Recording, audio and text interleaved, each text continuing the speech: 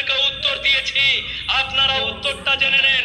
আমরা ইসলাম শরিয়াতে বিশ্বাস করি, আর শরিয়াত কোরআন হাদিস বলছে শেষ নবীর পরে কোন নবী আসবে না। শেষ নবীর পরে কোন নবী আসবে না। আর আল্লাহর ঘর আর মক্কা বাঁচাতে যেমন আবাবিল পাখি, এইটুকু পাখি পাথর নিয়ে মেরেছিল, ওই আবাবিল পাখি আসবে না। হযরত আলীর মতো আমাদের সম্প্রদায়, আমাদের জাতে হযরত উমর, হযরত আলী এখন আর নেই। আমরা, হে আল্লাহ, এই মঞ্চ থেকে মহান আল্লাহ তাআলা, এই পুরো কায়নাতের মালিক, আমার মালিক, আপনার মালিক, আকাশের মালিক, পাতালের মালিক, সকলের মালিক, পৃথিবীর মালিক, এই সৃষ্টির মালিকের কাছে আমরা জানিয়ে দিতে চাই এই মঞ্চে উপস্থিত থেকে, হে আল্লাহ, হে আল্লাহ, আল্লাহ আল্লাহ আল্লাহ, আমাদেরকে আবাবিল পাখির মতো তুমি শক্তি দান করো আল্লাহ, আমিন। নারে তাকবীর, নারে তাকবীর। এই ওয়াকাফের কালে কারণ মানছি না, মানবো না। এই নরেন্দ্র মোদীর কালো হাত ভেঙে দাও, ঘুরিয়ে দাও। এই নরেন্দ্র মোদীর কালো হাত ভেঙে দাও, ঘুরিয়ে দাও। হে আল্লাহ, আমাদেরকে তুমি হযরত আলীর মতন শক্তি দান করো আল্লাহ, আমিন। হে আল্লাহ, হযরত উমরের মতো জাজবা তৈরি করে দাও আল্লাহ, আমিন। এই মঞ্চে এবং মঞ্চের সামনে যারা আছে, আগামী দিন কালেমার পতাকা নিয়ে আল্লাহর সম্পত্তিতে বাঁচাতে নিজের জান যত দিতে রাজি হয়ে যায় আল্লাহ, আমিন। আগামী দিন আপনারা সকলেই ঐক্যবদ্ধ থেকে সুন্দর সুষ্ঠুভাবে, এটাই আমি বারবার বলছি, এই বক্তব্যে মিনিমাম আমার 25 বার বলা হয়ে গেল যে এটাই শেষ কামড়। এতে কোন রকম কাহিনী চলবে না, নো কাহিনী। এটাতে কোনো ব্যস্ততা দেখালে হবে না। আমার বউ আমার বেটিকে পৌঁছে দিই, জামাই এসে 2 কেজি পোল্ট্রি মুরগি খাইয়ে নি, তারপর আন্দোলন করতে যাবো না, প্লিজ বলুন। না হলে আপনাদের পা আমি দাঁড়িয়ে দাঁড়িয়ে ধরবো সবার এক এক করে। প্রত্যেকটা মুসলমান এই জাত, এই কম, এই পায়ে হাত দিয়ে যদি বলতে হয়, কারণ দেশের পরিস্থিতিটা আমরা যখন এইভাবে দেখি, তখন আমার জাতের, আমার কমের ভাইয়ের পা ধরতে আমার দ্বিধাবোধ নেই। আমি মুফাক্কিরুল ইসলাম প্রত্যেকের পায়ে বলবো যে হে ভাই, এটাই শেষ, এই শেষ। এতে যদি তোমরা উত্তীর্ণ না হতে পারো, তাহলে আগামী দিন আগেই কবরে চলে যাও।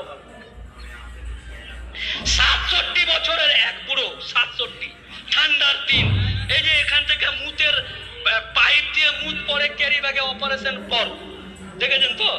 যারা অপারেশন করে একটা নলি দিয়ে থলি ধরে থাকে, ক্যাথিড্রাল না কি বলে, এরকম একটা পাইপ মুতের থলি ধরে হাঁটছে।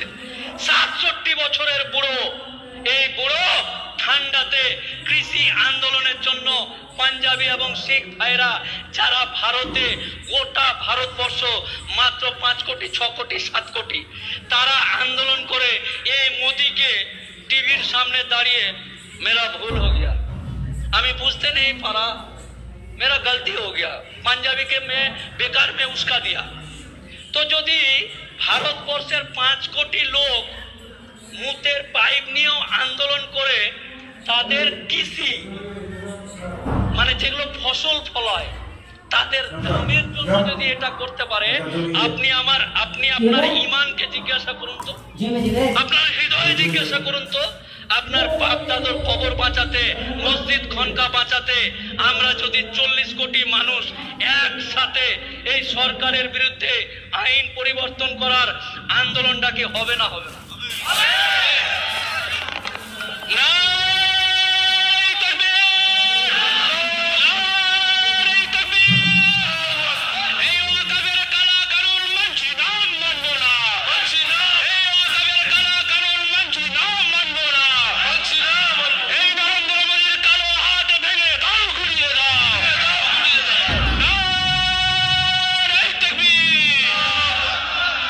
আপনাদের সকলকে এই হাত আপনাদের পায়ের কাছে থাকলো, এই হাত আপনাদের হাতের কাছে রাখলাম।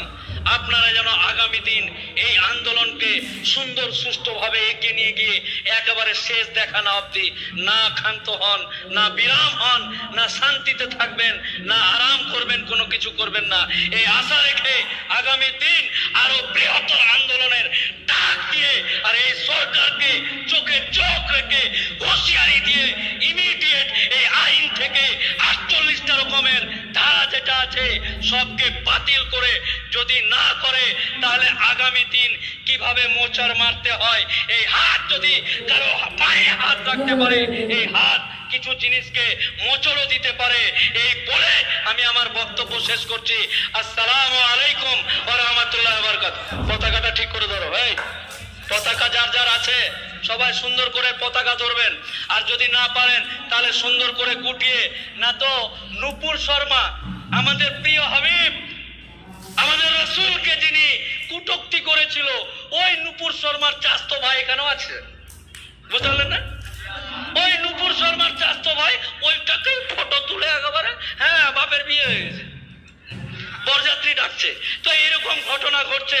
তাই যারা পতাকা, দেশের পতাকা, দেশের গর্ব সুন্দরভাবে নিয়ে থাকবেন এবং এই পতাকা সুন্দরভাবে সুরক্ষিত রাখার প্রত্যেকের দায়িত্ব।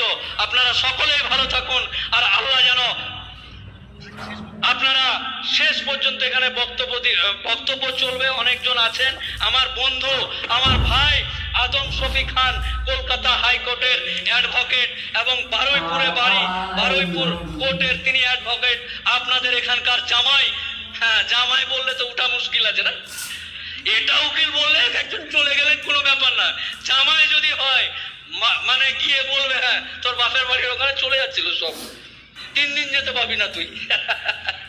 তো যাই হোক, সকলে ভালো থাকবেন, আর আগামী দিনে এই আন্দোলনকে এগিয়ে নিয়ে যেতে হবে।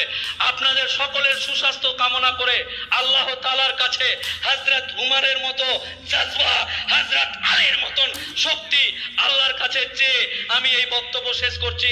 আসসালামু আলাইকুম ওয়া রাহমাতুল্লাহি ওয়া বারাকাতুহু।